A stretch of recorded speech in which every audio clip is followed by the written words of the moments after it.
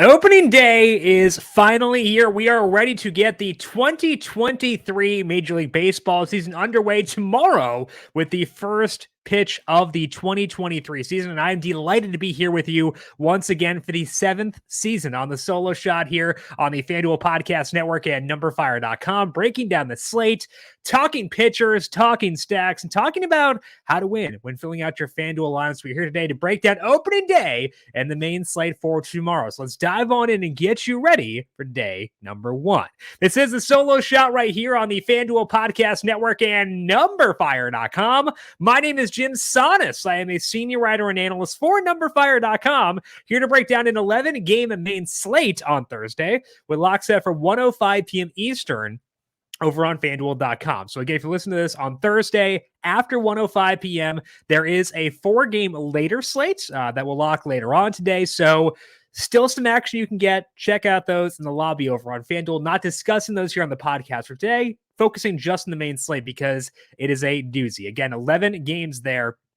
We're going to break down all you need to know about that slate in just 1 second. But first, a reminder with the Solo Shot now being back, along with PGA, UFC, and NBA podcasts all in the same place. Make sure you are subscribed to the numberFire Daily Fantasy Podcast feed wherever you get your podcast. The Solo Shot will be here every weekday from now until the end of the year. So, all in the same place. Just search for the numberFire Daily Fantasy Podcast feed wherever you get your podcasts. Hit subscribe, and if you like what you hear, leave us a 5-star review as well, because that does help us out a bunch. Grand slams, no hitters, and double plays are back, and there is no better place to get in on the MLB action than FanDuel, America's #1 sportsbook. That's because right now, new customers can step up to the plate with a no-sweat first bet up to $1,000. Sign up, place your first bet, and get up to $1,000 back in bonus bets if you don't win. So don't miss your chance to get a no-sweat first bet up to $1,000 when you join FanDuel today. FanDuel, official partner of Major League Baseball. Must be 21 plus and present in select states. First online real money wager only. $10 deposit required. Refund issued as non-withdrawable bonus bets that expire in 14 days. Restrictions apply. See full terms at FanDuel.com/sportsbook. FanDuel is offering online sports wagering in Kansas under an agreement with the Kansas Star Casino LLC. Gambling problem? Call 1-800-GAMBLER or visit FanDuel.com/RG. In Arizona, 1-800-NEXT-STEP or text NEXT STEP to 53342. In Connecticut, 1-888-789-7777 or visit ccpg.org/chat. In Indiana, 1-800-9-WITH-IT. In Wyoming and Kansas, 1-800-522-4700 or in Kansas, ksgamblinghelp.com. Louisiana is 1-877-770-STOP. In Maryland, mdgamblinghelp.org. In New York, 1-877-8-OPEN-Y or text OPEN-Y. In West Virginia, 1-800-GAMBLER.net. If you want to listen in for some betting insights on Major League Baseball, I'll be going through that on the Covering the Spread podcast feed, which is again now daily, talking MLB for opening day later on today. So if you want betting stuff for Major League Baseball, I'll be having that myself over on the Covering the Spread podcast feed for as always. It is an 11-game slate here for this opening day slate over on FanDuel. Again, lock is at 1:05 p.m. Eastern. And I think the key thing early on in the season from across Major League Baseball is going to be weather. It's, we can talk rule changes, stuff like that. That matters, stolen bases, etc. But this time of year, weather matters a lot because the gap between the coldest game on the slate and the warmest game is probably the biggest it'll be until October and stuff like that. So I want to list out the games with temperatures under 50 degrees at first pitch for Thursday's slate. And the key thing to know here is offense is more prevalent in games with higher weather or with hotter weather, higher humidity, stuff like that. So the games I will list here, lower temperatures, that advantages pitching and disadvantages hitting. The games to highlight there in terms of being cold are the Giants at the Yankees, the Braves at the Nationals, Orioles at Red Sox, and the Brewers at the Cubs. So again, Giants, Yankees, Braves, Nationals, Orioles, Red Sox, Brewers, Cubs. I would downgrade batters there, upgrade pitchers because the ball does not fly as well when the temperatures are colder. In Kansas City for the Twins and the Royals, winds are out to left field at 19 miles per hour. There is a chance of rain in San Diego for the Padres and Rockies. That game should play, but it is worth noting that there's rain because a lot of times we'll see clubs willing to postpone if weather is not ideal for their home opener. So keep an eye on that for sure and be aware of that as you're filling out lineups because that is one of the later games on this slate. So that's the one risky spot in terms of weather is San Diego for the Padres and the Rockies. Now we're going to dive in to this slate here in just 1 second. But first, I want to go through the overview of the show for people who may be new. A, welcome. Glad to have you on board. But B, the way this works is I will go through each day the top 3 pitchers I like on the slate over at FanDuel. Typically, it'll be 2 studs and a value play in case you want to spend down a pitcher. I am typically a strong proponent of spending up because they're higher salaried for a reason and easier to predict. You get that good ceiling. Also with a good floor, I care less about the floor than about the upside, but I tend to spend if a pitcher. We'll try to highlight value plays when possible. Not as possible on opening day, given the gap between the studs and the rest can be pretty large. But that'll be the typical outline there. 2 studs and a value play a pitcher. I'll then go through 3 teams to stack. And for people who may be new to MLB DFS, stacking is when you pair players together within the same offense. On FanDuel, you can have up to 4 batters from the same team within the same lineup. So you kind of want to do that at all times. And you want to have 4-player stacks, maybe multiple 4-player stacks within the same lineup if you can. Because if Trey Turner gets an RBI, someone else from the Phillies scored. And you want to get the points both for the RBI and the run scored. You get that. But also because there's no time clock in baseball, every time Trey Turner gets a base hit, that ups the projected volume for everybody else within that lineup. So you want to stack. You want to stack aggressively. I know like 2 players is kind of a stack, but really, when I say stack, I mean 3 to 4 players. And to me, I want to have as few one-offs in a lineup as I can possibly get to make sure my lineup plays well together, is cohesive, and works that way. So 2 4-player stacks in a lineup, 4-player stack, a 3-player stack, and a one-off, stuff like that. That's the way we want to play things. That's what a stack is for those of you who may be new. And finally, I'll go through things to watch at the end, other pitchers I didn't discuss, maybe a team I'm lower on than what the market will be most likely, one-offs, things like that towards the end, all in the same show. So we're going to do that each and every weekday here on the numberFire Daily Fantasy Podcast feed. It'll come out every morning. Probably I'll try to have it up around 9:30, 9:45 in there. Depends on the timing of covering the spread for that day.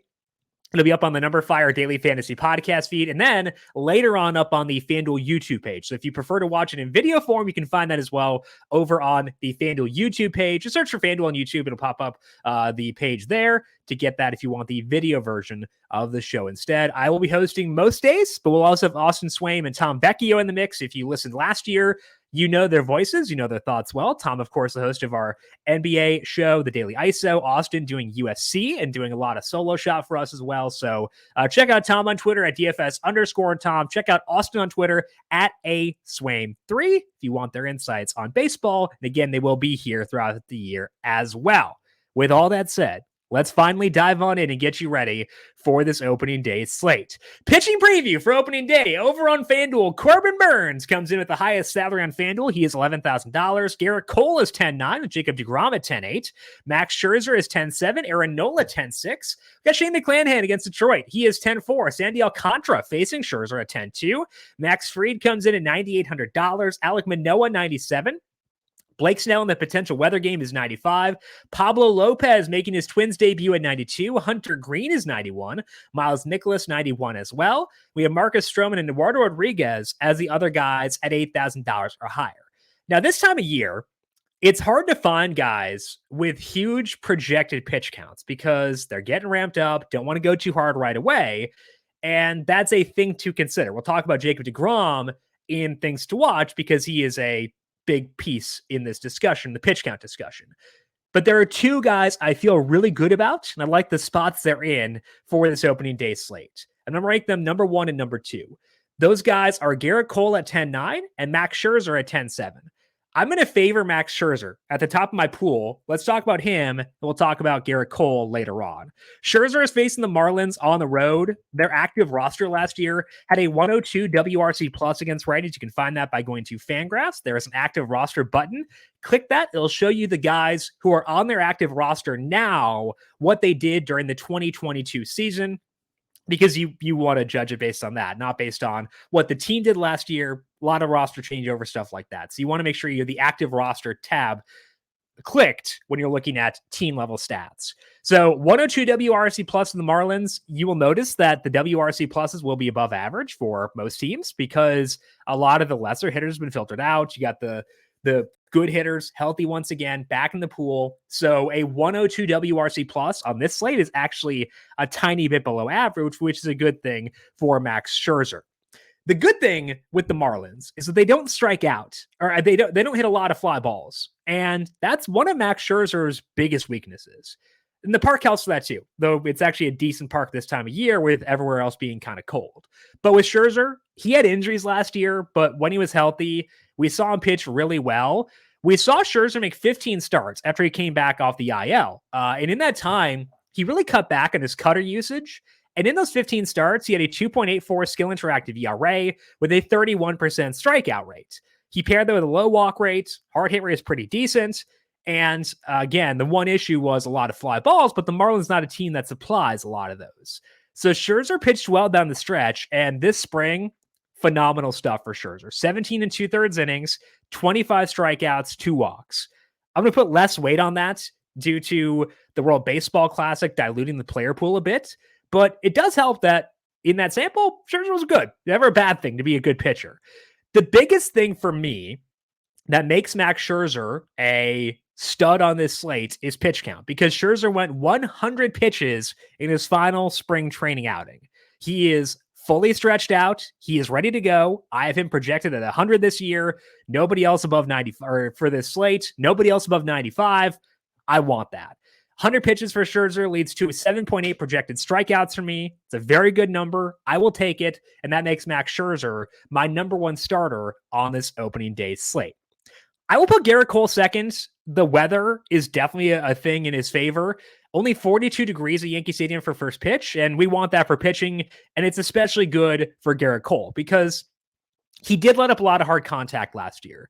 The most relevant sample for me on Cole is his final 13 starts where he trimmed back on his cutter usage. And in that time, this did still get a decent number of strikeouts, a 33% strikeout rate in that time. But he also let up a 40% hard hit rate and a 43% fly ball rate. That's a big part of why his ERA was 4.09. Let up too many home runs.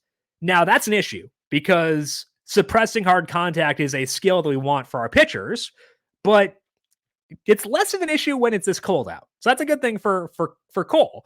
The strikeout upside should be there. He's facing the Giants at home. The Giants have a 23% strikeout rate on their current active roster against righties last year. And I think the pitch count for Cole should be there too. He went 84 pitches on March 24th. So I've got him projected for 93.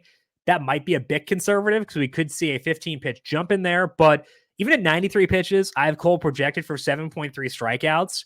So when you add that to the weather helping his floor, I like that quite a bit. Now, you could make a case for Jacob deGrom, despite the low pitch count, which we'll talk about later on. Could make a case for Aaron Nola. You can make a case for Corbin Burns, a lot of guys in this slate. But when you consider pitch count, consider matchup, consider weather, I think my two favorite guys for today are Max Scherzer and Garrett Cole. They will be my top two pitchers on this opening day slate. Now, as mentioned, I will typically try to slot in a value play here, a guy at $9,000 or lower who I think has upside and can't compete with those top-end studs. Tough to do for opening day with how many good studs there are. So I don't want to spend down for the sake of spending down. I want to spend down if there is a guy down there with bankable upside I can feel good about. I think the lowest I can go and feel good about that player having a ceiling to keep pace with Cole, Scherzer, deGrom, Nola, Burns. I think the lowest I can go is Hunter Green at $9,100. And I am fine considering him if you want to spend down a bit. And you know why this is the case. You're going to get strikeouts with Hunter Green.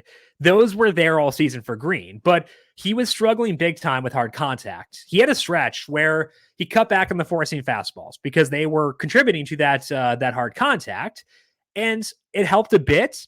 But then he made a second adjustment in late June where he decided to go back to that four-seam fastball and try to rejack up the strikeouts. And he made 11 starts after going back to the four-seam fastball, and he was really good in that time. 3.05 skill interactive ERA that accounts for some of the issues with hard contact or with the batted balls. It undersells hard contact, so it does not fully encapsulate the issues for Green. Skill interactive ERA has its flaws. That is definitely the big one. But the results were there. They were good. 3.56 ERA, actual ERA in that time, too. 32% strikeout rate. He allowed a barrel on 7.7% of balls in play. We saw Green have 10 strikeouts against this Pirates lineup in his second to last start. So he's fun. He's got upside, and it's a great matchup. The Pirates active roster, 25% strikeout rate last year, which ranks highest on the main slate. So there are a lot of things that push us here for Hunter Green. So the question is, why is he not higher? Why am I not leading one? Why not take the savings and use Green instead of Cole instead of Scherzer? It's mostly due to pitch count. Green never went longer than 5 innings during the spring. Did have one minor league start in there, so I don't know what his pitch count was in his second to last start, but it's an unknown. 58 pitches for Green in his final tune-up. We see a lot of teams scale back for their guys in the final start of the spring to keep them fresh. That could be the case here.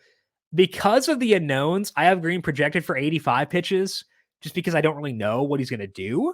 The strikeout projection at 85 pitches, though, is 6.7, which is not bad for $9,100. And that's why I'm okay using him here at 91, but that's also why I'm not higher. If he were projected for 95 pitches, if I knew for certainty what his pitch counts were, I'd probably feel better about him. But I still like him a lot. I will be here, but if you're giving me one lineup or two lineups, I am going to Cole, going to Scherzer because I feel a lot better about their pitch counts, feel a lot better about their upside, and feel better about them having difference-making range of outcomes on this slate.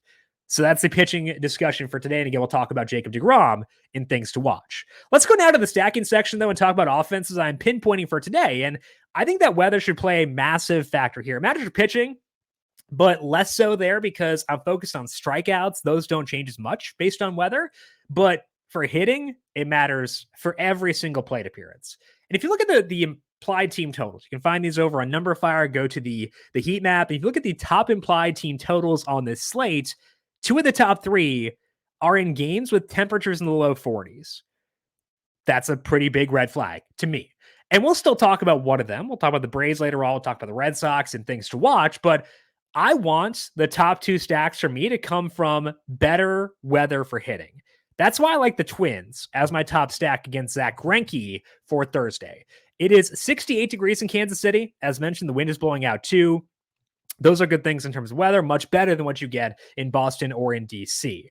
Greinke struggled during the spring. That might not matter because he likes to tinker, likes to kind of mess around with his pitching coaches, stuff like that. It could be related to that. But last year for Greinke during the regular season when he was not tinkering, not dicking around, it was not perfect either. He made 13 starts toward the end of the year, threw more four-seam fastballs and fewer sliders, and his strikeout rate in that time, 13%, led up a 38.5% hard hit rate. The hard hit rates I'm using here for pitchers is the percentage of balls in play with an exit velocity above 95 miles per hour. So not the FanGraphs hard hit rate. It is the one from Baseball Spot, which you can't find on FanGraphs as well, but in the StatCast tab instead of the batted ball tab. But 38.5% hard hit rate, about league average, roughly. And that's actually okay. Because if you let up that many balls in play and you let up at a league average hard hit rate, that means we'll get a decent number of well-struck balls. Now, it didn't hurt Greinke that much because his ERA at that time was 2.50, but he had a lot of good luck with home runs. He let up just a 5.1% homer to fly ball ratio, and it's pretty tough to sustain that if we see some flukiness with the balls and, jacking around with that. The Twins offense is fine. Again, their WRC plus is 102. As mentioned, that's a bit below average for this slate. They're not a massive power team, but they have individuals we can feel good about. The whole team might not be great against righties, but there are guys who are. Byron Buxton has a reasonable salary at $3,500. You get stolen base juice, you get power. I love that at 35. Buxton, not a lot of volume this spring because he's nursing that hip injury, and he'll be DHing on Thursday, but 35 likely too low for him. Carlos Correa, 3,000. Jose Miranda, 28. Not a ton of power from him against righties, but still enough. I think he got better as the year went along. Max Kepler is 25. So you can stack the Twins while spending up a pitcher and not suppressing your upside within the individual batters. And I love that. You can still get to Byron Buxton, their focal point, while using a Scherzer or a Cole. I want that whenever I can get it. So I do like the Twins a lot. I do want to talk Trevor Larnach here for a second. I would expect him to start against righties. And in the spring, really good spring for Larnach. He wasn't a lock to make the team, but kind of forced his way there. He had a 400 ISO against righties in the spring, a 13% strikeout rate. If you're looking at spring numbers, ISO and strikeout rate are the two numbers that stabilize most quickly. So that's the only ones I'll be looking at here. But 400 ISO, 13% strikeout rate. Larnach showed good power last year when he was up, but he just struck out too much. Seems like he's healthy right now. His salary is $2,200. I don't think we'll see many people be on Larnach here, but I would like to be. I think he's a pretty good play. So Trevor Larnach, a key piece within Twin Stacks if you want to be a bit different. The other good weather situation, or I should say lack of weather, is not an elite matchup. And it's a lack of weather because it's a dome. That's the Tampa Bay Rays. I like them a lot, despite the lack of an elite matchup here for a couple of reasons. The first one is they're facing Eduardo Rodriguez. It's not because they're facing him, but it's the fact that he's a lefty. And the Rays project to crush left-handed pitching. Their active roster had a 120 WRC plus against lefties last year. They had a very low strikeout rate. So that's the reason number one. They crush lefties. Rodriguez is a lefty. Reason two is I think the Rays are going to steal a lot of bases.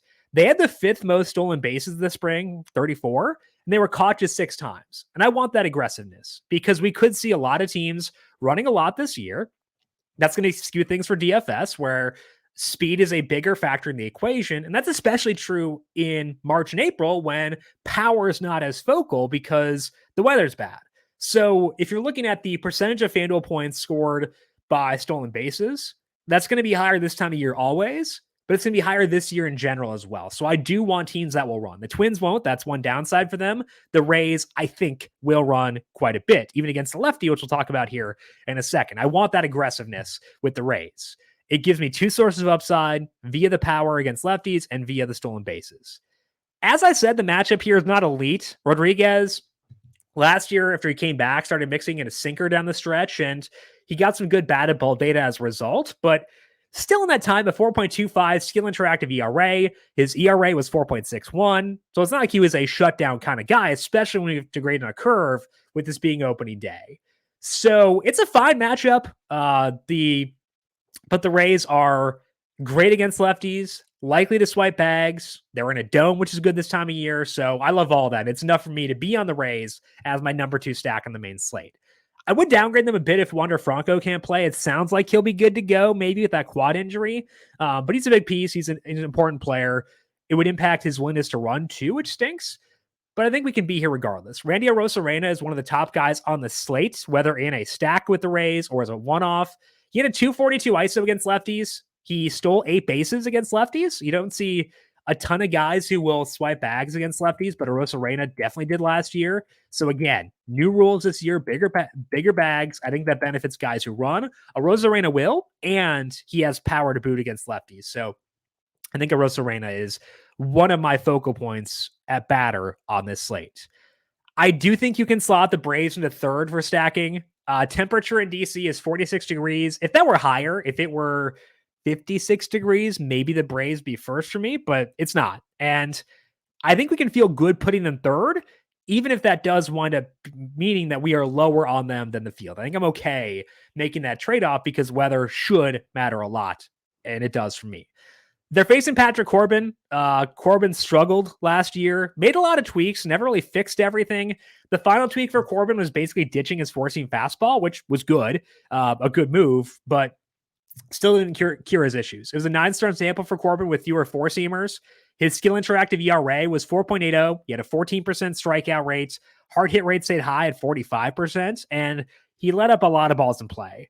The Braves smack lefties. Very good team against lefties. A 182 ISO on the active roster against lefties. That's the highest on the main slate against the opposing pitcher's handedness. So it's kind of the perfect convergence outside of the weather. It's a high-powered team against a guy who has struggled with hard contact and doesn't get strikeouts. Again, we could wind up lower on them than the market by putting them third in terms of stacking, but I'm fine with that process given the weather here. I just can't go a whole lot lower than that, all things considered. So Twins 1, Rays 2, Braves 3, despite the bad weather for them. I do think that if you're going to stack the Braves, though, you'll want to be a bit different than what the consensus does. And I think my favorite route for doing that is by using both catchers, assuming they're both in the lineup, and Sean Murphy and Travis d'Arnaud. Both those guys really good against lefties. A 231 ISO last year for d'Arnaud, 235 for Murphy. They both have low strikeout rates as well. The downside here is if you use Murphy and d'Arnaud together, you cannot use Matt Olson because all three of those guys are catcher / first base eligible. So you can't use all three together. That's definitely a pretty big bummer because you do want to get Olson in there whenever you can. But I think it's a good trade-off. And it allows you to be different without being dumb. We always want that in daily fantasy. So there are plenty of routes to be different. But I think that what I would say is give it thought. How can I stack the Braves while being different without being dumb? To me, this is my favorite route, having both Murphy and d'Arnaud in there because people don't like using catchers. They both are first base eligible, which means if you use both, you're filling up your utility slot. You can't use Matt Olson. There are downsides, but I think that's a good thing. So that's my route. I would just give it thought. Ask yourself, how can I stack this team being different without being dumb? And those, to me, are the preferred routes for doing so. Things to watch for the main slate. One guy we did not discuss in the pitching section was Jacob deGrom. And I kind of talked about this before, but it's all due to pitch counts. deGrom, 54 pitches on March 25th. He was at 34 on March 20th because of that early spring injury. I have deGrom projected for 75 pitches. I think that might be a tiny bit high, but that still gives him a strikeout projection of 8.2, which is bananas on that pitch count. I'm not sure how deep he will go. That's enough for me to go with Scherzer and Cole over deGrom. I think his odds of getting a quality start here, which is a big bonus on FanDuel, pretty low. So I'd like to be here, just hard to do so when I don't project him for a lot of pitches. You can go there because, again, high strikeout projection, but those are the reasons I'm not higher on him here against the Phillies.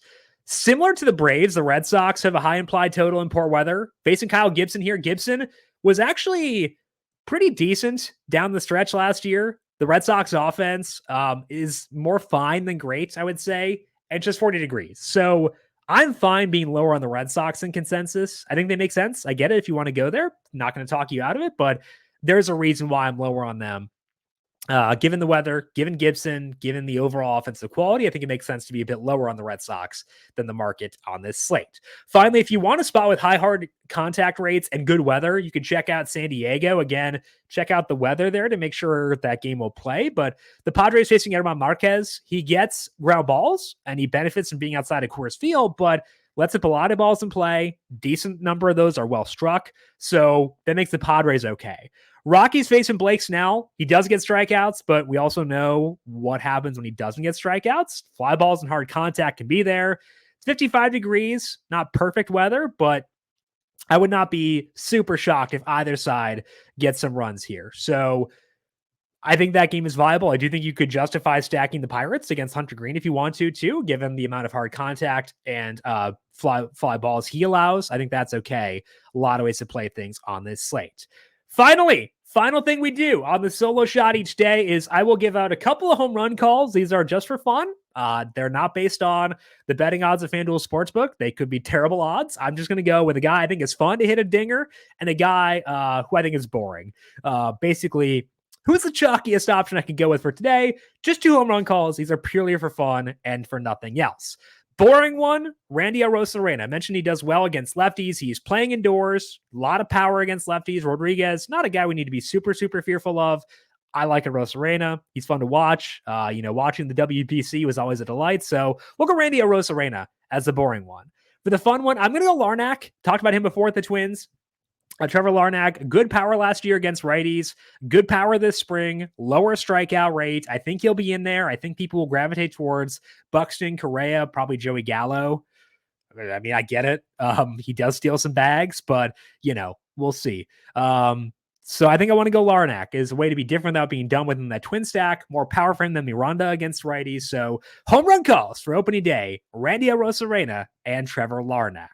That is all that we have here for the today on the solo shot. But as mentioned, we are back every weekday breaking down that day's main slate for daily fantasy baseball. The next podcast will be on Friday morning, breaking down the Friday slate. So make sure you're subscribed to the numberFire daily fantasy podcast feed to get these podcasts as they go live each and every weekday. If you've got any questions for me, I am on Twitter at Jim Sannes, JIMSANNES, especially this time of year. If there is lingo I'm using you don't understand, feel free to ask because I'd like to know that and I don't want to confuse you. So there were things I said you wanted more info on, general process questions, feel free to hit me up again at Jim Sannes on Twitter. We'll talk to you all once again Friday. Good luck to you for opening day. Enjoy the baseball. We'll talk to you once again soon. This has been the solo shot right here on the FanDuel Podcast Network.